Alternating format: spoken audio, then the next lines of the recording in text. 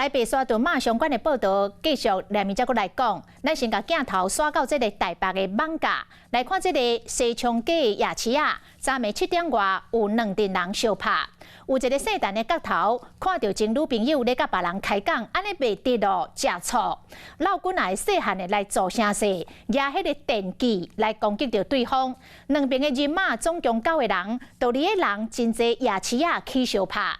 警方快速赶到现场压制掠人，但是这个姓陈的角头趁混乱来绕跑，目前警方全力咧掠人。夜市的人来来去去，两边穿乌衫的人伫咧街仔路大声唱声，搁手提刀啊、棍啊，搁杀来杀去，气氛是真紧张，袂输是电影咧播。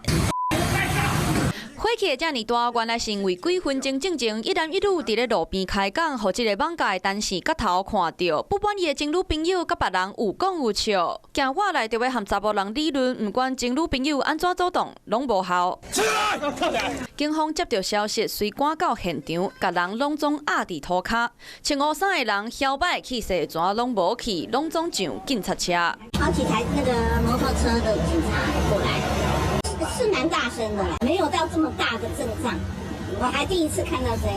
就伫咧昨昏暗时7点外，西昌夜市仔内底，痴线3兄弟到附近办代志，甲外号阿叔的单线角头的情侣朋友讲几句啊，就互单线角头掠讲。搁有几个细汉的为泉州大楼冲到现场，摕链锯甲人攻击，两边开始相拍，最后3兄弟头壳手尻川着伤，搁有一个角头的细汉的嘛是头壳着伤。警方循后依聚众斗殴、伤害罪嫌，已请台湾台北地方检察署侦办。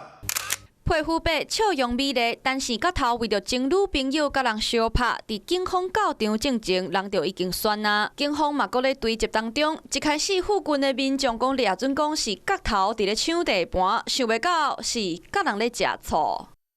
Hello， 大家好，我是林文。想要抢先掌握最及时的新闻资讯吗？赶快订阅、按赞、开启小铃铛，锁定华视新闻的 YouTube 频道。